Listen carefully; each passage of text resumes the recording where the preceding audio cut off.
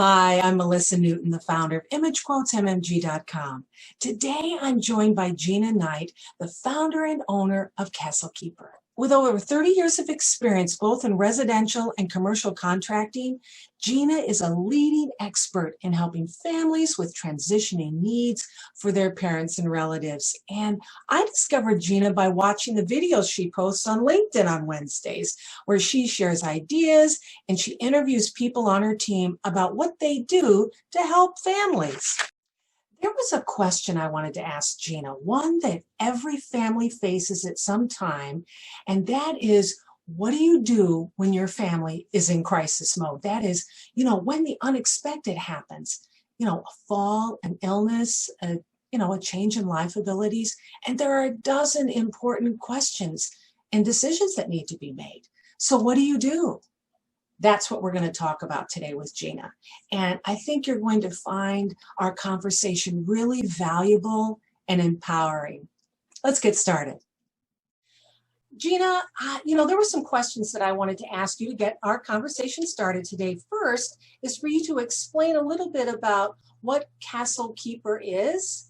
And then I know you're really involved with the community and with different organizations that help you with your work. Could you give us some kind of an overview about that?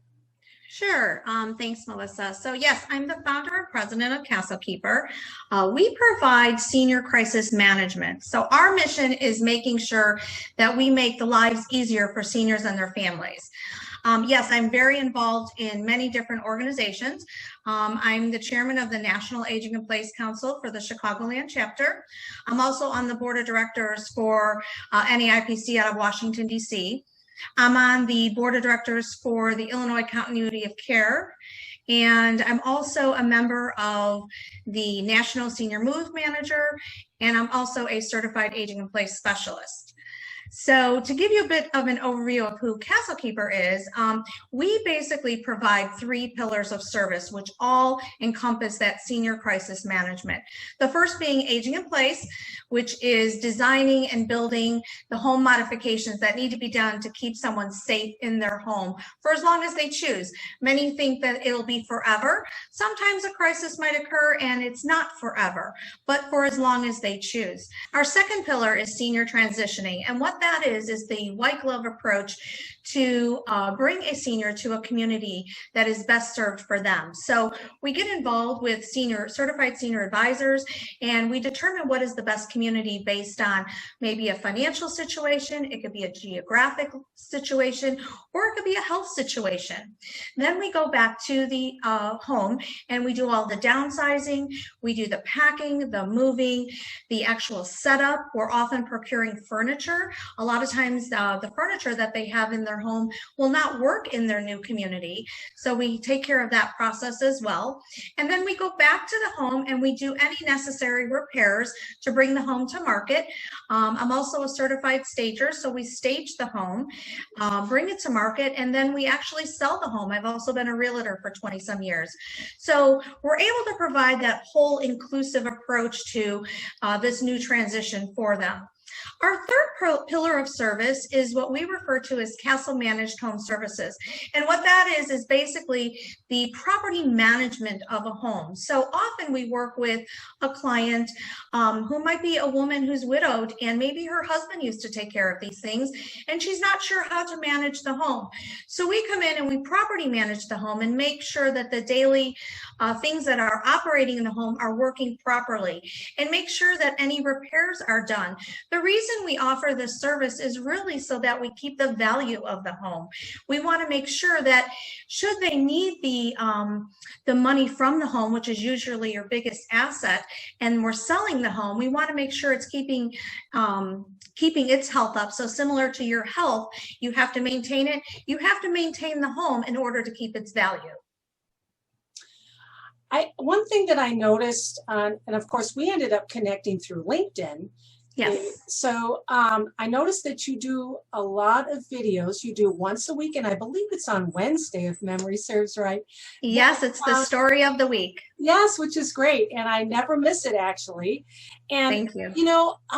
What I kind of like about those is that you're introducing people that are a part of your team. And Sounds Correct. to me like you have quite a few people that you've got to tap expertise for in order to accomplish what you want in your three pillars. So, you know, for someone that you're working with, how does that work? Do you manage all that? I guess for everybody else, you just have your directory of people or favorite vendors, or how does that work? So a couple different things. So yes, I have a wonderful team and everybody has a different level of expertise. And then in addition, I have a background of 30 some years of experience in construction and project management. So all of the contractors that I work with, I have had a personal relationship with for almost 30 years with each of them. So the beauty of that is when we're working with seniors, as you can imagine, we want to make sure that they're well taken care of. That's really the whole reason why I developed the company, is to protect them, and kind of based on my own two parents. So when I set up the company, it was very easy for me to be able to provide all of these services because of the relationships and the expertise that I personally have. So some of the videos you'll see some of my staff and how we interact with the families and the seniors themselves. And again, then also the relationships that I have with the actual contractors that might be performing things like electrical and plumbing, things of a higher level that I need to bring that actual contractor in to do the work. I really thought that was kind of exciting when I found out and I learned more about what you did and the services that you provide. I thought that was just kind of neat. And when I said that I wanted us to have a conversation, we talked about a number of different kinds of topics. And one thing that you brought up, which I thought was interesting, is that you said very often when that first touch point, when somebody reaches out to you, is when it's like in a crisis mode. Correct. They're in crisis. And, this may sound like a strange question, but if you say during crisis mode, what does that mean? How is that, what is that circumstance? Okay, so crisis mode is basically some emotional significant event that has changed something in that person's life. So it could be mom or dad fell, or so mom and dad fell, what do I do? That's the call I get. Or it's some immediate, maybe cognitive change. And there needs to be, it's a crisis because they need to get mom or dad safely into a senior living community. It could be mom or dad is coming home from a rehab next week. How do we get them in the home? So I'm usually called for that reason, which is why we developed our whole program based on senior crisis management, because those are the three pillars of things that take place in a crisis. And that's when people need the most help. I think that you're probably very much of a voice that can bring calm to people. And I imagine that kind of comes a little bit with your territory, having to learn how to deal with a wide variety of people. Mm-hmm. So that's good. I did want to ask you one question too, Yes. with regard to what are maybe the top couple things that people need to think about when they're reaching out to someone like you? What are things they need to think about? Well, people reach out to me for help, so to speak, many different ways. So sometimes people reach out to me or learn about me through a caregiving company, or a relationship that they have with a doctor or an OT would recommend our company because they're working with them already on those, activities of daily living. So the things like your bathing, your meal prep, etc. And if they need someone to make some home modifications, I often work with caregiving companies simply because the caregiver has to be just as safe as the client, or they can't keep the client safe. So I often get that phone call from them because they need someone to turn to, and I'm a reliable source for them. And, a lot of times they don't know who to turn to, and hence the reason that we developed Kastle Keeper in the first place and our whole senior crisis management program. I'm connected to so many doctors, OTs, private duty companies, home health companies, elder law attorneys, financial planners, you name it. And they typically are directing people to our service so that we can help them. It's kind of like six levels of degrees of separation, for instance. And because we work throughout the whole Chicagoland area, I'm connected to a lot of people, and they know that we can provide no matter what their crisis might be. And remember, a crisis to you might not be the same crisis to them. So they might have what seems like a crisis, but it's actually something that easily can be solved, or it could be a huge crisis. But regardless of what their crisis is, it's something that we're the experts and we're the professionals that can go in and help them do that. You know, and that's really kind of the main reason why I'm also involved with all the different organizations, so that people know who we are and we're here to help. And that's really the main reason why we're involved. I mean, we're members of the seniors, National Senior Move Managers. I'm also a certified aging in place specialist. So one of our pillars, as you know, is aging in place and designing those homes to keep people safe. So, and as you know, you mentioned the videos that I do on LinkedIn. It's really an education as well to know that there's a trusted person or trusted partner. I often become an extension of their family depending on the situation. I can get very involved with each family based on what their needs might be. Well, and did you know, I think especially when you're dealing with family and loved ones, to have someone that they can turn to and have a trust relationship, because it's something that, you know, it's not often just a one thing and you're done. No. And you know, there's a client that I worked with, and this is a great story because, so the client lived here in the Chicago area, but the next of kin lived in another country. Wow. So what the beauty of that was is she found Kastle Keeper, and we basically were an extension of her family because, you know, and then COVID hit, by the way. So we were involved with them, and then she could no longer even get into the country.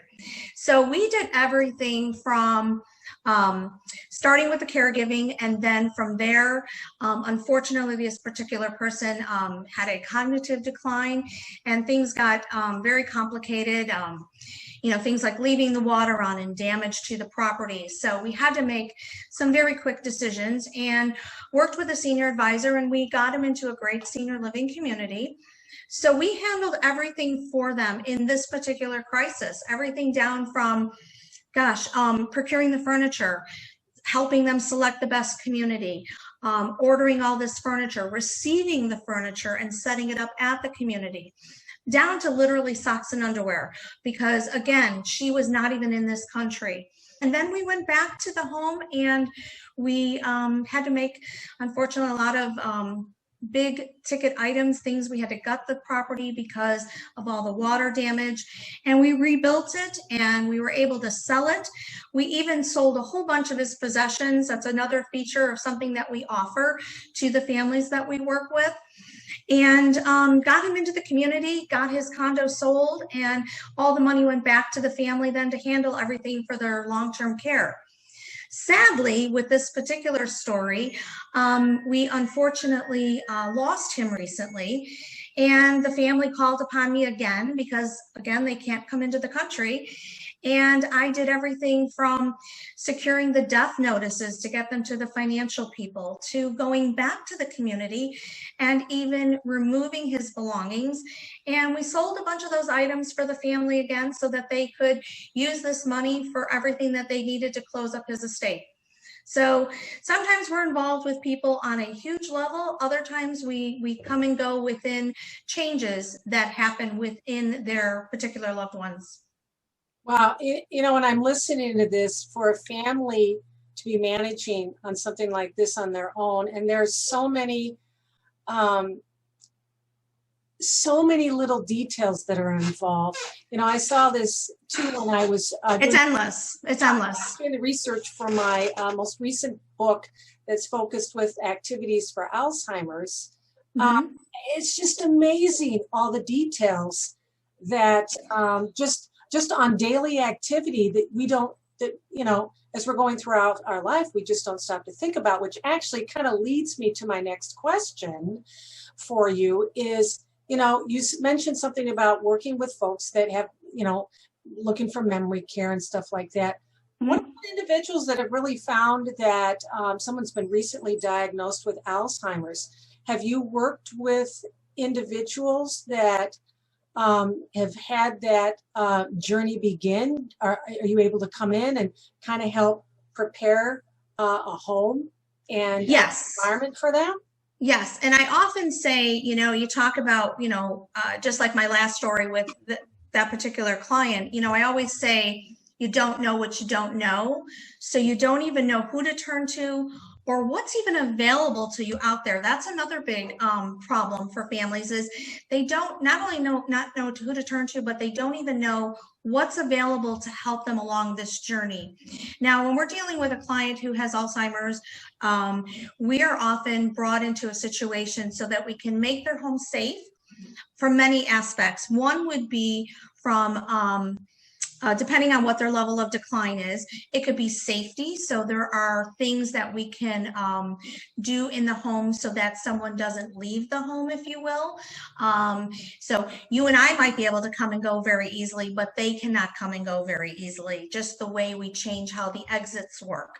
It could be things like patterns within the home, things that we have to change because their brain doesn't work the same way as yours and I. We also do things also with like if they have a clear table, for instance, we'll put a border on that table so that they can make the hand-eye coordination easier. Lots of different things happen with individuals based on what their decline is.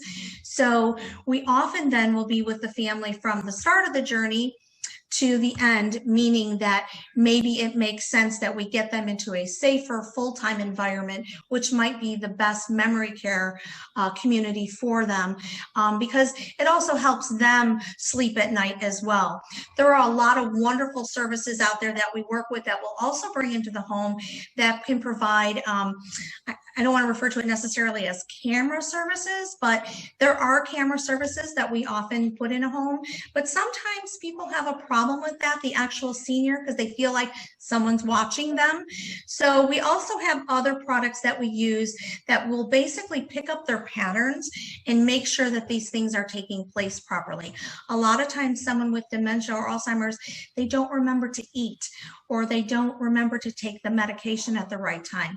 And, with the pandemic, one of the things that it has brought to light is a whole new level of all the options, things that are available to do in your home versus having to go immediately to a community. So there are lots of wonderful features out there, and that's a big part of the plan that we develop with each family, depending on at what level. So as I mentioned earlier, sometimes we're brought into the journey at the very beginning, the middle, so that we can help them with all those steps. So we might come in and out of the picture, if you will, depending on how fast things decline or don't decline. And then at least they have a trusted resource to be able to direct them no matter what their need might be. And that I'm just a phone call away. I think too, this is with the pandemic, we have really found that, some people are deciding that they want to be able to stay at home, and what right. to be made so that so it's comfortable, so that they can right. age in place, right? Correct, exactly. And it's not for everybody. There are some seniors that I talk with that they're truly looking forward to going to a community because maybe they don't have any interaction where they're at home. And then there's others, some of our clients that, they're very involved. They might have a really large family and they love still having, all the holidays at their home, or they're entrenched with the community and longtime friends that they've had. And then there's others that just simply, this is their comfort zone and it's what they're most familiar with, which is why they prefer to stay at home.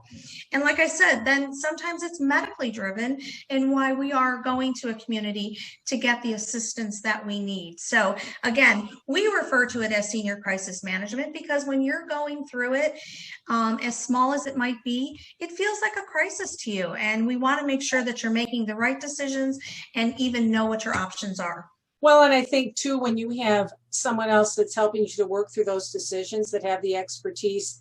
Correct. And they don't realize there's a professional consultant out there who can help them get through this crisis mode. Right. I mean, it's not only needed, it's actually the first step they should be taking. Well, I can't emphasize that enough. Well, and that probably answers my next question, because my thought was, what mistakes do people make when they're in crisis mode? I mean, the first mistake is not reaching out to a licensed professional who can actually help you through this. As I mentioned, so I am a certified aging in place specialist, and one of the things that I can see is the big picture, right? Not just that task, if you will. If you need a task done, you can call, quote unquote, a guy to take care of that task. But when I'm involved, for instance, sometimes I'll get a call and say, oh, I think we need a grab bar. Well, that's typically going to just be a Band-Aid to a bigger situation, or the tip of the iceberg, as I say. So I often, when I'm involved, I spend time with the family. I listen and learn to what their needs are. I also learn about their past, as well as what the whole family dynamic is, because sometimes those factors can be part of what my outset of the plan is. And again, I'm looking at things like you say, that the emotional detachment. So I can be the point and the voice of reason, as well as the professional who's going to be able to kind of put together the right plan, because every plan for every family, as you can imagine, is very personalized. There's never two plans alike, because every single person who we're working with, their outlook, their current situation, their family dynamic, their connection to their community is always going to be different. So all of that is taken into account on how I'm developing that plan. So when we're doing an in-home evaluation for someone, all those things, that's part of my first step in my approach with my client, is really learning a lot about them, because at the end of the day, they have to be happy. And what makes them happy may not make sense to somebody else, but their happiness is going to help them get through those next steps. What advice would you give a family to be prepared for the crisis mode? Oftentimes, we as human beings kind of get busy, we're doing whatever, and then we don't do anything about it, and then all of a sudden it happens. So we're in a perfect world and people are preparing ahead of time. What advice would you give them? Well, obviously the first advice is to talk to the right professional. I was going to tell you another quick short story. I recently worked with a client that they called me up with, oh, we think we want to get mom one of those chairlift things because we're bringing mom home from rehab.